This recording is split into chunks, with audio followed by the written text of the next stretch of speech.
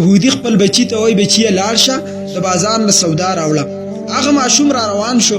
کله چې راغی په لار کې نبي علیه السلام یې ولید مسجد نبوي مخې ته ناست دی. دا ماشوم ورته داسې کېناسته ورته ګوري. نبي علیه السلام ته د محبت په نظر باندې رسول الله هم ورته ګوري. ماخوستن شو. ماشوم کور ته رانغی. ډېر ټیم تیر شو چې کله کور ته راغی پلار ورته وایي بچیه چېرته تللی وي؟ ته ما سودا پسې نه وې لېږلی، سودا دې رانه وړه. ورته وایي بابا غټه سودا مې راوړله. ورته یې کوم ده؟ بېوقوفه مذاق کې کوم ده ستاسو سودا؟ هغه ماشوم ورته وایي بابا کومه سودا چې زه یې نه ماته نه ییني. ما د رسول الله دیدار کړلی هغه ته نه ییني. بس همدا ماشوم کور کې دی، روزانه راځي د نبي علیه السلام دیدار ته کینی. رسول الله علیه السلام ناست دي، دا هم کینی دیدار کوي. څه وخت تېر شي چې دا ماشوم نشته. ډېر سخت بیمار شوی دی، په داسې حالت کې پروت دی چې د مرګ حالت دی، بالکل سترګې له غړۍ وپټلې. پلار یې راغی نبي علیه السلام پسې، یا رسول الله زما ستاسو محبت خو نشته، اتفاق مې درسه نشته. زه یهودي یم، ته د مسلمانانو پیغمبر یې، لیکن زما د بچي ستاسو ډېر زیات محبت. هغه د مرګ په حالت کې پروت دی، که تاسو یې لږ خواله راشئ. څه کتابونه لیکي د ماشوم جواب را لیږلی، او څه لیکي چې نبي علیه السلام په خپله باندې تللی چې ماشوم نشته. خو بهرحال رسول الله دا نه وایي چې بل ټیم به درشم، ابوبکر، عمر، عثمان، علي، بلال پاسې چې رال د هغه ماشوم دیدار.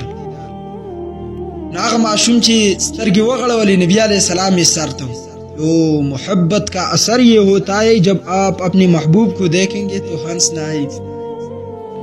څنګه چې نبی علیه السلام ته داسې وکتل نو الک مسکی شو، سترګې پټې کړې، بیا یې لغړې کړې، مسکا کړه.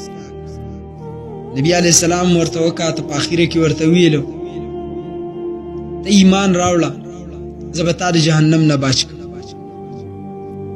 ته ایمان راوړه زه به تا د جهنم نه بچ کړم. نو هغه ماشوم سترګې وغړولې، پلار ته یې وکاتو. پلار ورته وایي اته ابوالقاسم. ابوالقاسم یې رسول الله ته وایي د ده خبره ومنه، ایمان یې راوړ.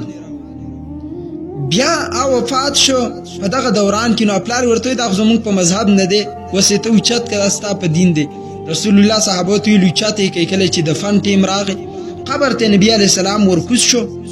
نو په قبر کې نبي علیه السلام داسې په دې ګوتو ګوتو ګرځي، دا خپه پوره نه لګوي.